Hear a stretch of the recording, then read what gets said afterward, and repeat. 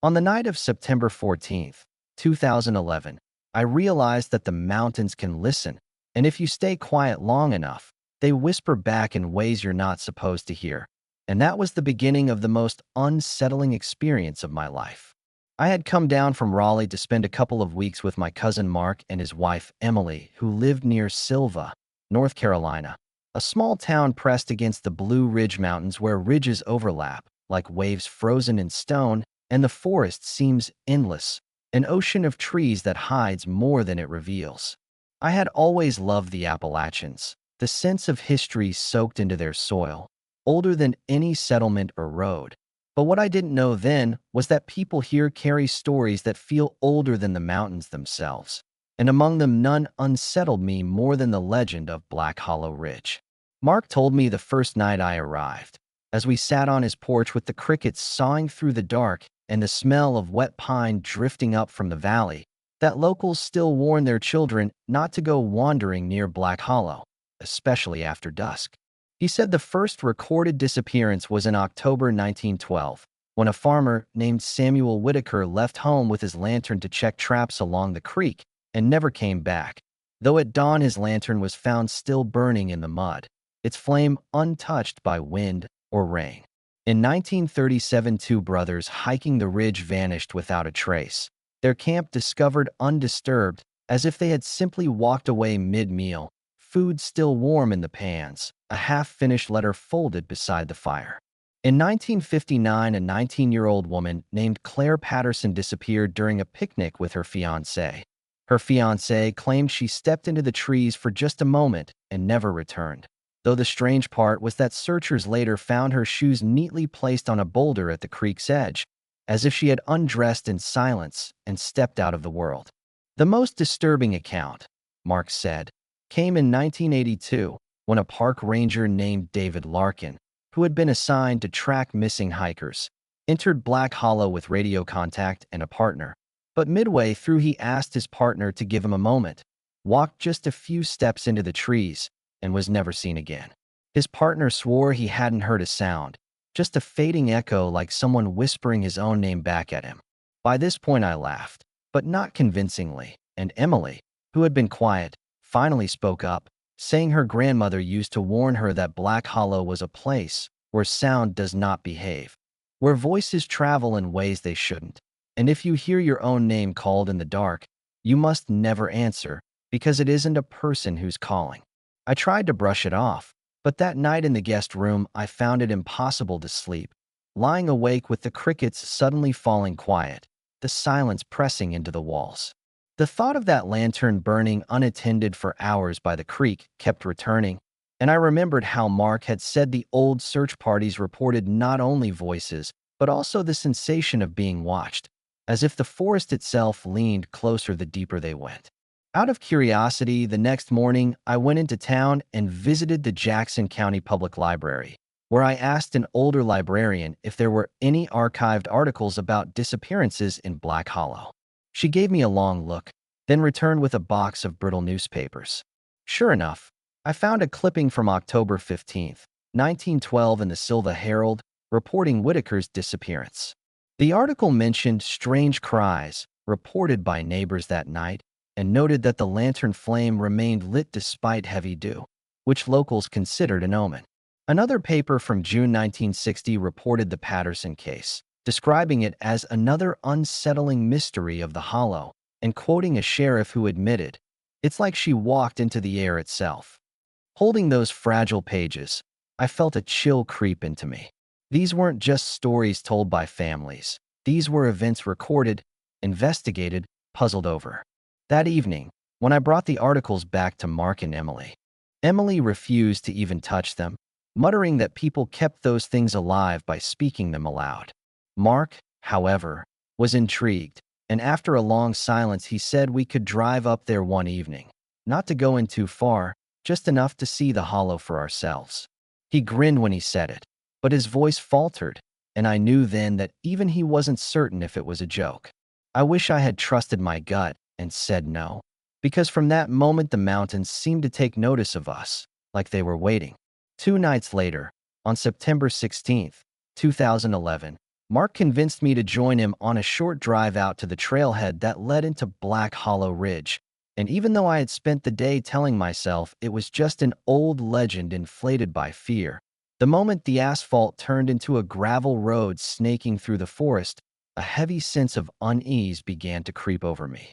The headlights picked up nothing but trees pressed close together, their branches knotted like ribs overhead, and though it wasn't late, the forest already seemed to have swallowed the light.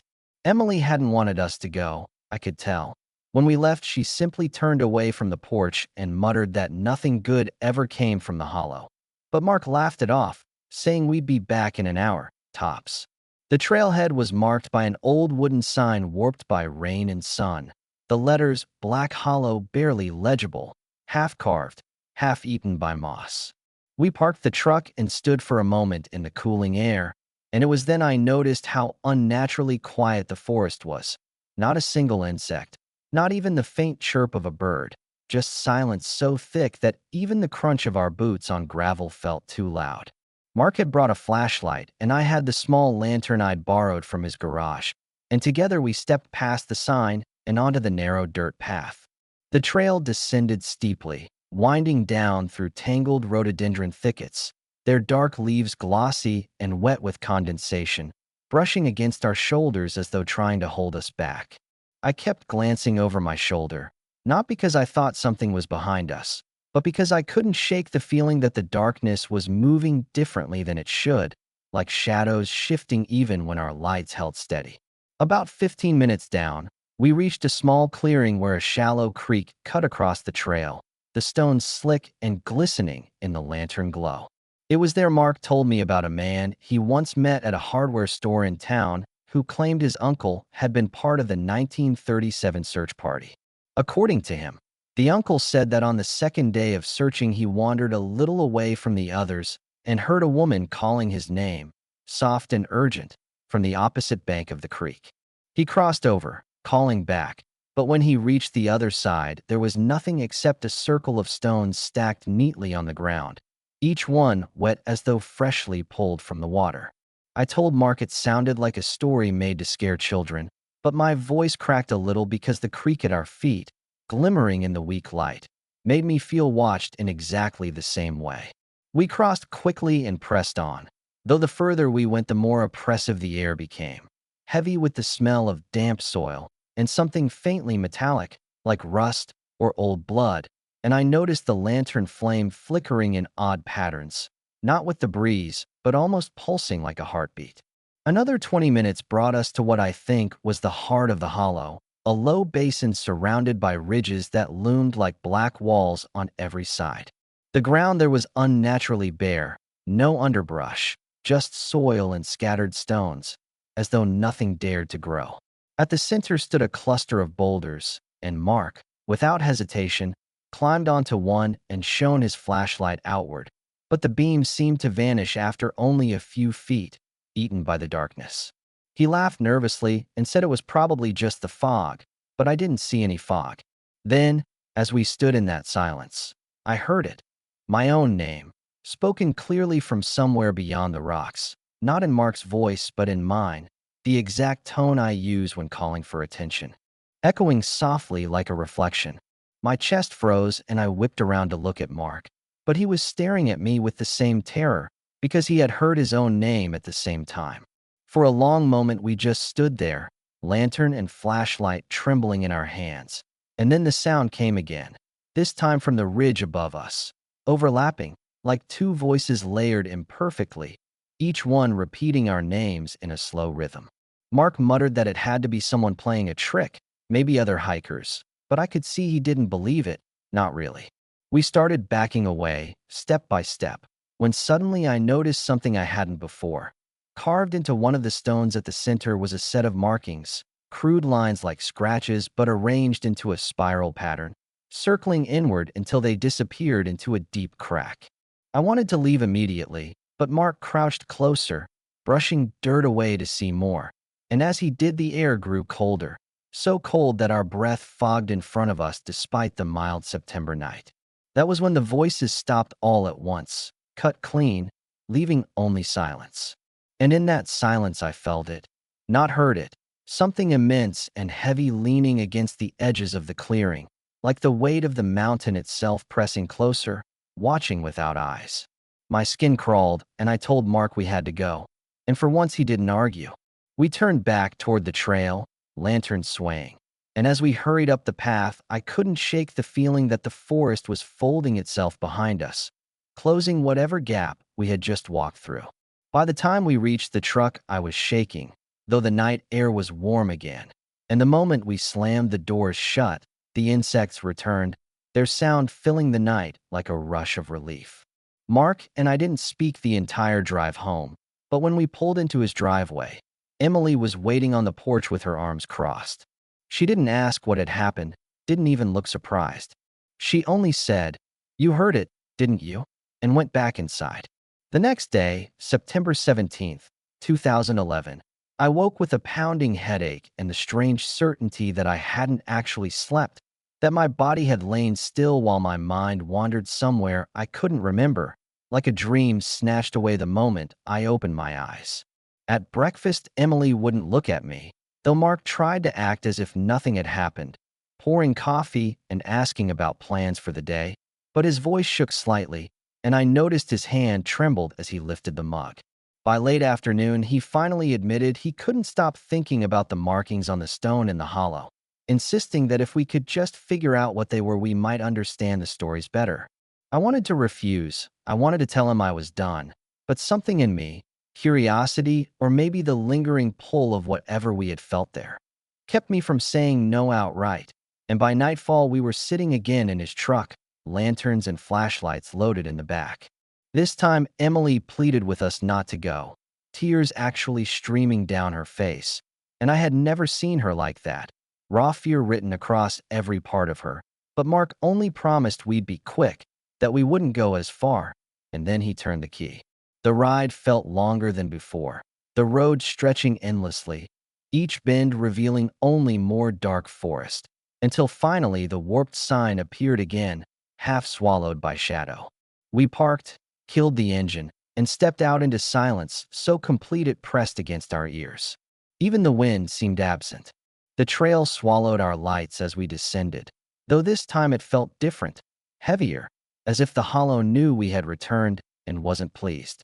When we reached the clearing with the boulders, the spiral markings were clearer than before, the dirt around them brushed away as if uncovered by some invisible hand. Mark knelt to trace the lines, muttering that they looked almost like an old Appalachian folk symbol he'd seen in a book once, a charm against wandering spirits. I told him to stop, that he didn't know what he was touching, but before I could pull him back he froze and looked up at me wide-eyed. He whispered that the stone was warm, almost hot, though the night was cool. Then, without warning, the lantern flame flared high, stretching tall and thin as if pulled upward, and the silence shattered into sound. Voices swelled from every side at once, not shouting, not screaming, but layered whispers calling our names, dozens of versions, some high-pitched, some low, overlapping in chaotic harmony. I staggered back, the ground tilting beneath me, while Mark stood transfixed, staring into the spiral, as though listening to something I couldn't hear.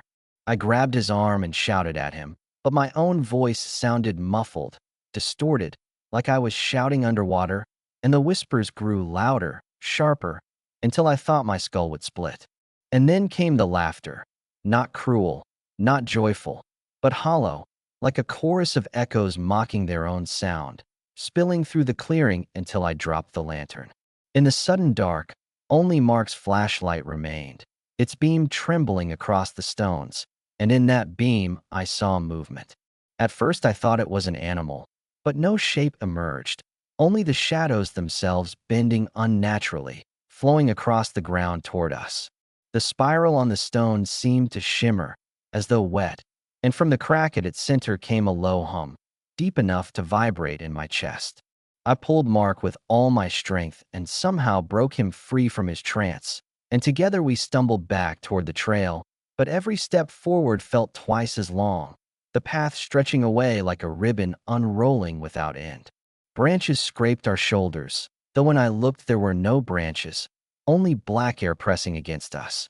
The voices followed, closer now, each one an exact copy of my own voice calling me, pleading, commanding, overlapping with Mark's, until I could no longer tell which of us was real. My legs burned, lungs screamed, but we ran without stopping until, suddenly, the insects returned, their sound rushing back like a crashing wave, and we burst out onto the gravel road by the truck. We threw ourselves inside, slammed the doors, and Mark turned the ignition with shaking hands. The engine roared to life, and only then did I realize I was crying, tears blurring the dark trees as we sped away. When we pulled into the driveway, Emily was waiting again, standing in the porch light with her face pale as chalk. She didn't scold us, didn't shout. She only whispered, "You woke it, didn't you?" and then turned away.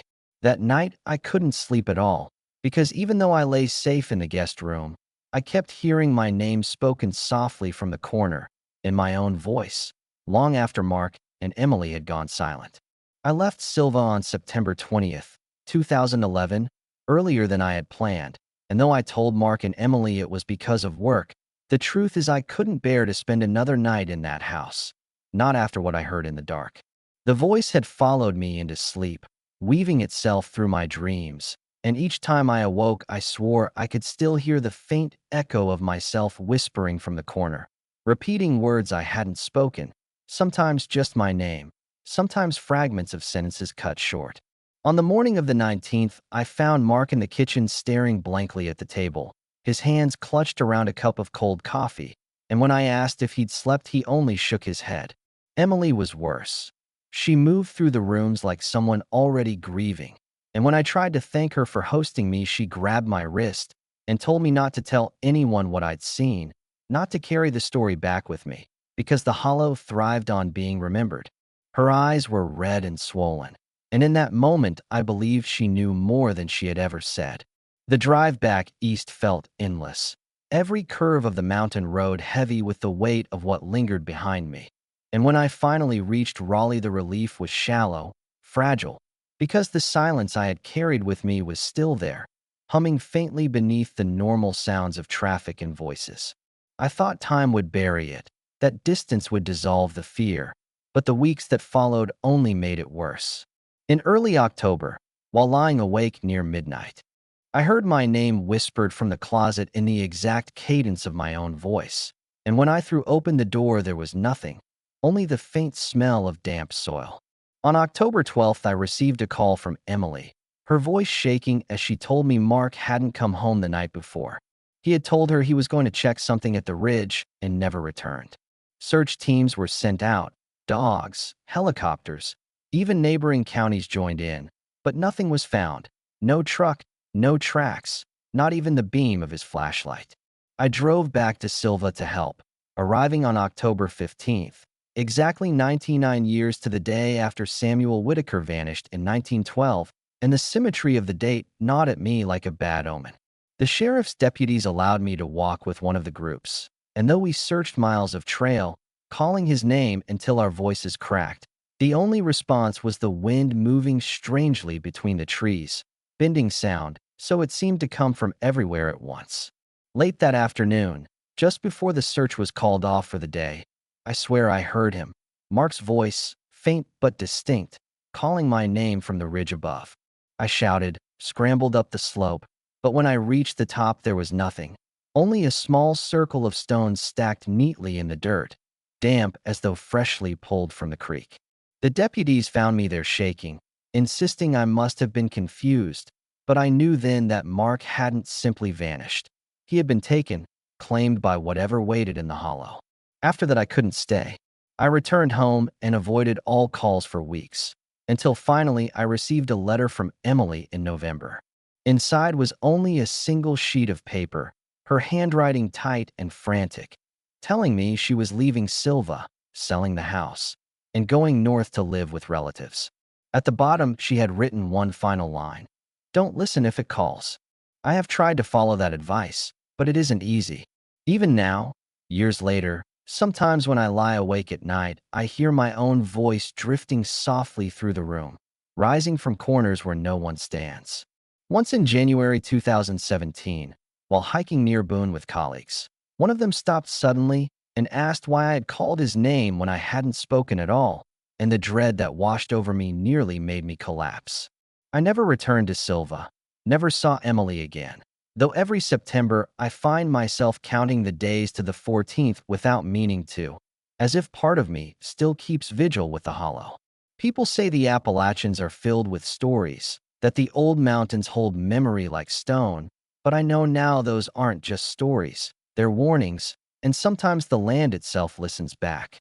I can't explain what Black Hollow is, or why it takes people, or why their voices remain, but I know this. The mountains do not forget, and once you have heard them, neither will you.